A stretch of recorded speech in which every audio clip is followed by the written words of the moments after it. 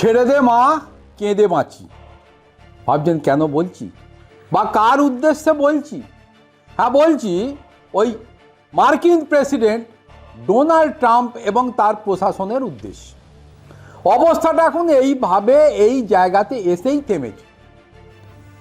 কিছুদিন আগে, প্রায় 1 মাস আগে, ডোনাল্ড ট্রাম্পের নেতৃত্বে মার্কিন যুক্তরাষ্ট্র এবং তার সহযোগী দেশ ইসরায়েল মিলে ইরানকে সবক শেখাবে বলে তারা একটা যুদ্ধ শুরু করেছিল। যুদ্ধের সময় যত গড়িয়েছে তত তাপ উত্তাপ, তার ঝাঁজ এবং বারুদের গন্ধের তেজ বৃদ্ধি পেয়েছে। প্রথমে ওই উন্নত মানের অস্ত্রশস্ত্র দিয়ে ইরানকে যখন বিভিন্ন জায়গায় ধ্বংস করছিল আর কি, সেই সময় ইরান হাত গুটিয়ে কিছুটা হলেও ব্যাকফুটে বসেছিল। আমেরিকা ভাবছিল যে এবার মনে হয় ইরান আর পাল্টা দিতে পারবে না।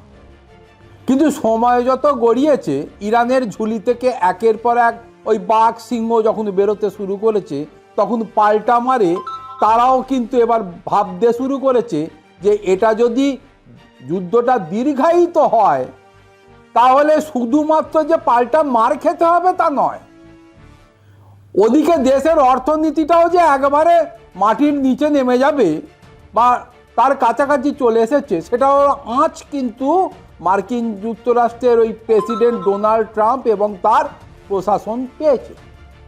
তাই এবার ওই ছেড়ে দে মা, কেঁদে বাঁচি, অর্থাৎ রণে ভঙ্গ দিয়ে বাড়ি চলে যাবার ধান্দা করছিল। সম্প্রতি একটা খবর আপডেট উঠে এসেছে, সেখানে মধ্যপ্রাচ্যের এই যুদ্ধ শেষের ইঙ্গিত দিলেন মার্কিন প্রেসিডেন্ট ডোনাল্ড ট্রাম্প, এমনটাই খবর উঠে এসেছে। ইরানের বিরুদ্ধে সেনা অভিযান আর 2 থেকে 3 সপ্তাহ খুব বেশি হলো, অন্তত এই রকম একটা অবস্থার সামনে মার্কিন যুক্তরাষ্ট্র দাঁড়িয়ে রয়েছে এবং 2 থেকে 3 সপ্তাহের মধ্যেই এই যুদ্ধ বন্ধ করতে উঠে পড়ে লেগেছে মার্কিন যুক্তরাষ্ট্র। অন্তত এমনটাই জানিয়েছেন বা ইঙ্গিত দিয়েছেন ওই ডোনাল্ড ট্রাম্প।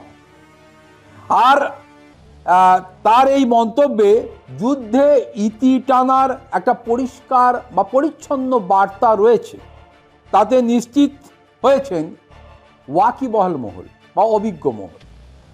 পাশাপাশি ট্রাম্প এও পরিষ্কার করে দিয়েছেন যে এর জন্য তেহরানকে ওয়াশিংটনের সঙ্গে কোনো চুক্তি করারও প্রয়োজন নেই। অর্থাৎ যে উদ্দেশ্য নিয়ে ইতিমধ্যে ইরানের বিরুদ্ধে প্রায় ঝাঁপিয়ে পড়েছিল এই মার্কিন যুক্তরাষ্ট্র, সময় গড়িয়ে যখন পাল্টা মার খেয়েছে আর কি, তারপরেই সম্বিত ফিরে পেয়ে এবার বলেছে ছেড়ে দে মা, আমরা বাড়ি চলে যাই, যুদ্ধ টুদ্ধ আর করবো না, যুদ্ধ সমাপ্ত করো। আর এই যুদ্ধ থামাবার জন্যে ন্যূনতম ওই কারোর সঙ্গে চুক্তি করারও ইরানের সঙ্গে কোনো চুক্তি করার দরকার নেই। ইরান ইরানের মতো থাক, আমরা আমাদের মতো।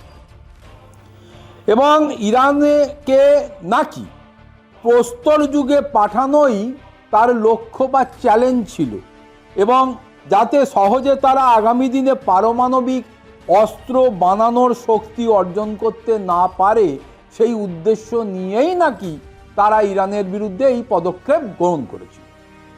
যদি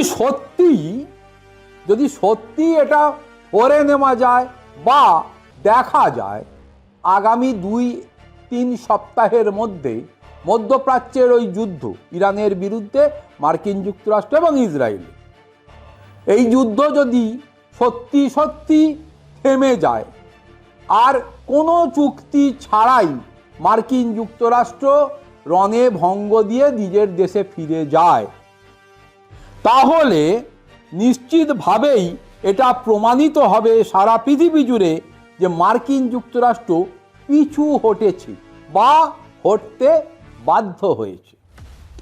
এর আগে গত রবিবার সাংবাদিকদের সঙ্গে মুখোমুখি হয়ে ট্রাম্প দাবি করেছিলেন আমেরিকার 15 দফা শর্তের বেশিরভাগটাই নাকি ইরান মেনে নিয়েছে। তিনি বলেন, যদিও ইরানের বিষয়ে কিছু বলা যায় না, তাও আমরা জোর কদমে তাদের সঙ্গে আলাপ আলোচনা চালিয়ে যাচ্ছি। প্রথমেই আলাপ আলোচনাটা যদি করে নিত তাহলে এহেন গত 1 মাস ধরে এই যুদ্ধ আবহাওয়াটা তৈরি হতো না।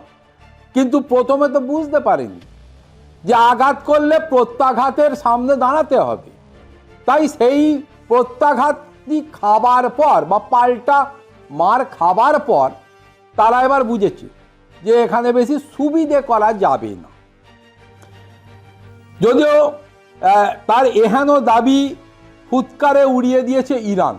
ইরান কিন্তু পাল্টা বলেছে না, এরকম কোনো বিষয় নেই, তোমরা যদি যুদ্ধ চালাতে চাও আমরা যুদ্ধ চালিয়ে নিয়ে যেতে পারি। ইরানের বিদেশ মন্ত্রক একটি বিবৃতিতে জানিয়েছে এখনো পর্যন্ত আমেরিকার সঙ্গে এই বিষয়ে নাকি কোনো আলোচনাই হয়নি।